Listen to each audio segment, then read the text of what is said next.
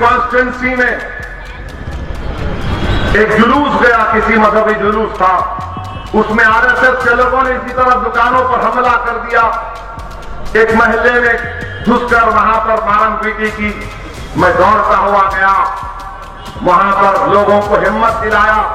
تو حیدرآباد میں task force police آج کی ہے, انہوں نے مجھے کہا کہ تم کو گرفتار کرنا ہے. میں نے کہا کرو, مجھے ڈر نہیں ہے.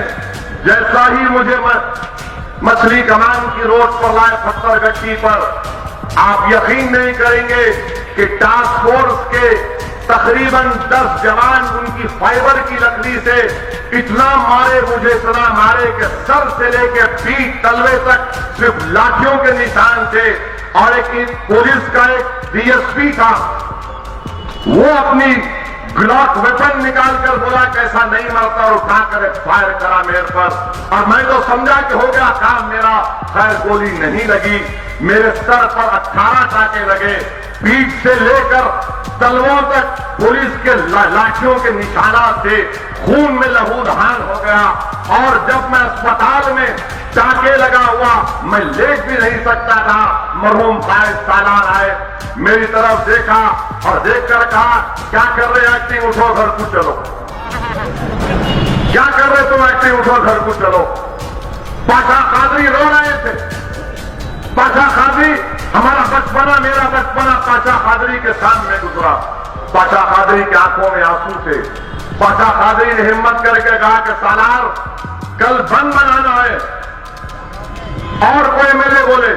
تو سالار پلٹ کے ان کو دیکھ کے بولے کہ میں اس کا باپ ہوں, میں اس کو پیدا کیا, کیا تم کو اس سے زیادہ غم ہے, مجھ سے زیادہ غم ہے؟ بولے کوئی بند نہیں بنائے گا, سب دکانیں کھلی رہیں گی, یہ میری اولاد کا غم ہے, میں اس کو برداشت کروں گا, مگر عوام کو ایک آنچ آنے نہیں دوں گا.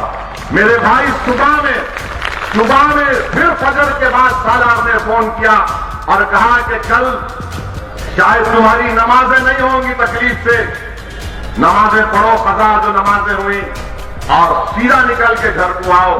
آپ اندازہ نہیں کر سکتے کہ میں جیپ میں جا رہا تھا, اگر جیپ ہلتی تو جسم میں تکلیف ہوتی تھی. تو کسی نے مجھ سے کہا کہ اسدالدین اویسی گھر کو جانے سے پہلے ایک اللہ کے نیک بندے کے پاس چلے جاؤ, ان کی دعا حاصل کر لو. میں ان کے گھر کو گیا تو یہ عجیب اتفاق تھا کہ وہ اللہ کا نیک بندہ اپنے گھر میں بیٹھے ہوئے تھے, اور کہا کہ میں تمہارے انتظار میں تھا, بیٹا ادھر آؤ, یہ تمہارے لیے گرم دودھ رکھا پیو. اور ان کی دعا لے کر گھر کو گیا.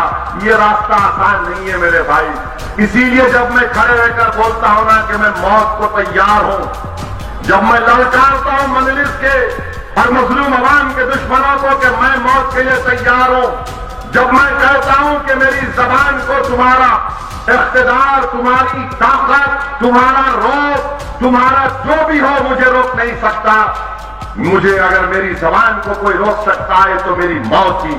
مگر یہ جذبہ پیدا کرنا ضروری ہے. یہ جذبہ جب ہمارے محنت میں پیدا ہو جائے گا تو اورنگ آباد کا ہندوستان کے ہر شہر کو اورنگ آباد بنا دیں گے انشاءاللہ تعالی. مگر یہ جذبہ پیدا کرنے کے لیے اخلاص کی ضرورت, ہمت کی ضرورت ہے, اور اللہ کی ذات پر اٹوٹ توکل کرنا.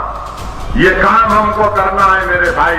اور عجیب اتفاق بھی دیکھو آپ کہ 2004 میں جب میں MP بنا, وہ پولیس آفیسر جس کے حکم پر مجھے مارا گیا تھا, جس نے مجھ پر اپنی گلاک سروس ویپن سے گولی چلائی تھی, وہ میرے ہی گھر کا DCP بنا.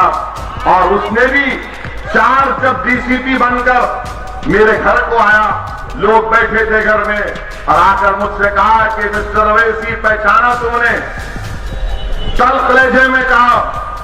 میں نے کہا اچھا پہچانتا ہوں, تم میرے گھر کو آئے, بیٹھو, چائے ہے چائے پیو, بسکٹ دیا اس کو, پانی پلایا, اور عزت کے ساتھ لے جا کر اس کو گیٹ تک جب چھوڑا تو اس نے پوچھا کہ تمہارے دل میں کوئی تکلیف خلش نہیں ہے کہ تم بھول گئے 22 سپتمبر کے واقعے کو؟ میں نے کہا سر میں تو نہیں بھولا, میں تو بھولا یا نہیں بھولا الگ بات ہے, جو کچھ تم نے مجھ سے کیا تھا میں نے اللہ کے حوالے کر دیا اس چیز کو, اور اللہ کی لاٹھی نے سالار نے مرحوم قائد نے مجھ سے کہا تھا، ان سب کے سامنے کہا تھا کہ فکر مت کرو، صبر کرو، اللہ کی لاٹھی میں آواز نہیں ہوگی دیکھنا۔ میں نے کہا میں اس کے حوالے کر دیا، اب وہ جانے اور تو جانے، تم میرے گھر کو آئے، میں تمہاری عزت سے تمہارا استقبال کیا، اس کو دروازے کھول کر اسے گاڑی میں بٹھایا اور میں کہا کہ دوبارہ پھر آنا، تمہارا اور اچھا استقبال کریں گے۔ وہ تعجب کیا کہ یہ پاگل ہے، یہ مینٹل ہے، یہ جانتا ہے کہ میں نے اس کے ساتھ کیا کیا تھا۔ وہ خود چیف منسٹر کے پاس جا کر اسی دن لیو لگا دیا اور بولا کہ اب اس کے ایریے میں کام نہیں کر سکتے، یہ دیوانہ لگ رہا ہے مجھے، اور خود اپنا ٹرانسفر کرایا، میں نہیں کرایا۔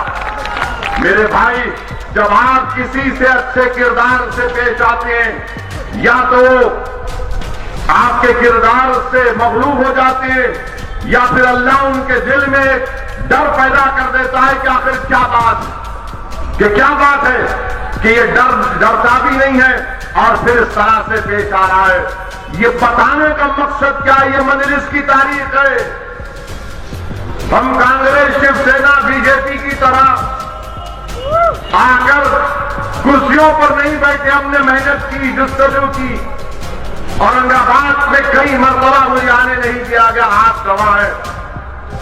ایک مرتبہ تو کہا گیا کہ اورنگ آباد نہیں آ سکتے، مجھے خلد آباد جانا تھا، تو میں دور دور سے خلد آباد گیا، زردری بخش کے پاس گیا اور کہا اللہ سے وہی دعا کیا کہ پروردگار، یہ لوگ جو آج مجھے روک رہے ہیں، تو مجھے یہاں پر فاتح کرنا، مجھے کامیاب کرنا، اور اللہ نے الحمدللہ وہ دن دکھایا۔ میرے عزیز دوستوں اور بزرگوں، مجلس اتحاد المسلمین کا یہ صفیافی سفر آسان سفر نہیں ہے۔